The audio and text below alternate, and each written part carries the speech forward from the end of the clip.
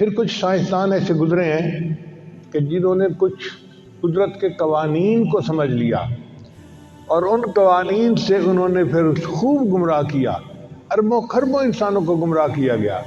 ان میں سے ایک ڈارون صاحب تھے، اس نے ایک قانون سیکھ لیا کہ survival of the fittest, law of natural selection.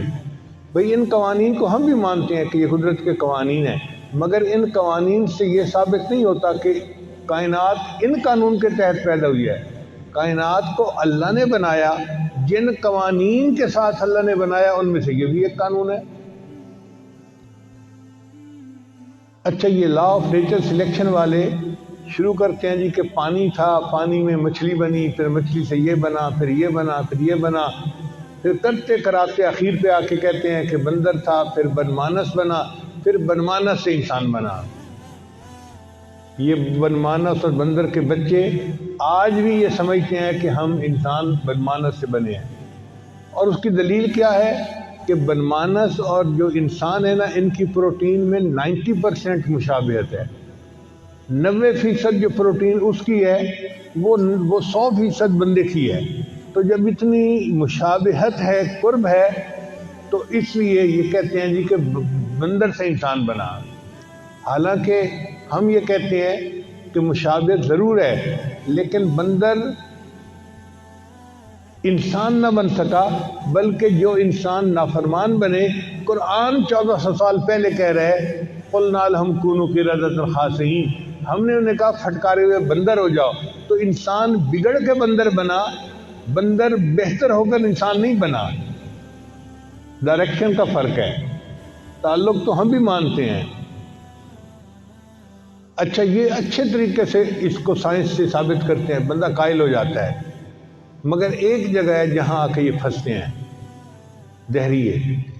مثلاً یہ کہیں گے کہ جی پہلے انسان کے جسم پہ بال تھے، اتنے ملین سال میں بال ختم ہو گئے، پھر انسان کی دم تھی، اتنے ملین سال میں دم ختم ہو گئی۔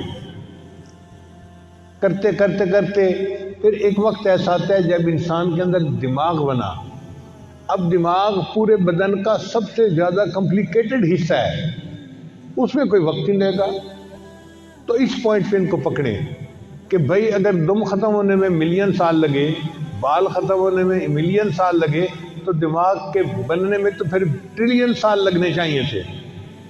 اب یہاں چونکہ یہ ایکسپلین نہیں کر سکتے، تو یہ کہتے ہیں جی مسنگ لنک ہے یہاں پر، یعنی ایک لنک مسنگ ہے۔ ہم بھی کہتے ہیں ہاں تمہارا چونکہ اللہ سے لنک مسنگ ہے، اس لیے تم اس کو آگے بیان نہیں کر سکتے۔ تو ایک تو ان کو ابتدا میں پکڑیں، اور ایک ان کو مسنگ لنک کے اوپر آ کے پکڑیں کہ کیوں مسنگ لنک کو مانتے ہو۔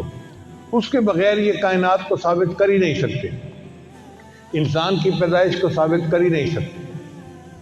دیکھیں 1400 سال پہلے قرآن مجید نے آ کے اس مسئلے کو صاف کر دیا۔ اب ان سے کوئی پوچھے کہ بھئی بدمانس جب انسان بنا تو کیا دنیا میں کروڑوں بدمانس تھے جو انسان بن گئے، یا ایک بدمانس سے سارے انسان بنے؟ کوئی جواب نہیں ہوتا ان کے پاس۔ قرآن مجید نے 1400 سال پہلے کہہ دیا، اور آج جینیٹک انجینئرنگ نے اس کو ثابت کر دیا۔ اللہ فرماتے ہیں اے انسانوں، انا خلقناکم من ذکر و انثی، ہم نے تمہیں ایک مرد اور ایک عورت سے پیدا کیا، یعنی اللہ نے مرد کو پہلے پیدا کیا۔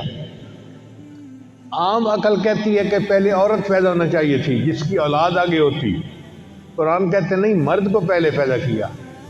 اور اس کی سائنسی تفصیل یہ ہے کہ مرد کے کروموسوم ہوتے ہیں XY اور عورت کے کروموسوم ہوتے ہیں XX۔ اگر XX والی عورت پہلے پیدا ہوتی تو XY والا بندہ پیدا ہو ہی نہیں سکتا تھا اس کے ذریعے سے، اس لیے لازم تھا کہ پہلے XY والا پیدا ہوتا، مرد پیدا ہوتا، اس XY والے سے پھر XX والی عورت جو ہے وہ پیدا ہو سکتی تھی۔ قرآن مجید کہتا ہے انا خلقناکم من ذکر و انثی، ہم نے تمہیں ایک مرد اور ایک عورت سے پیدا کیا، وجعلناکم شعوبا وقبائل لتعارفوا، اور ہم نے تمہارے قبیلے اور ذاتیں بنائی تاکہ تمہارا تعارف ہو سکے۔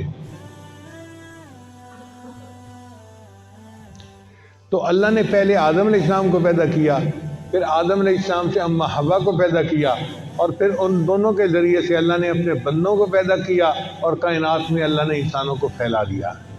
یہ ہے کائنات کی صحیح تفسیر۔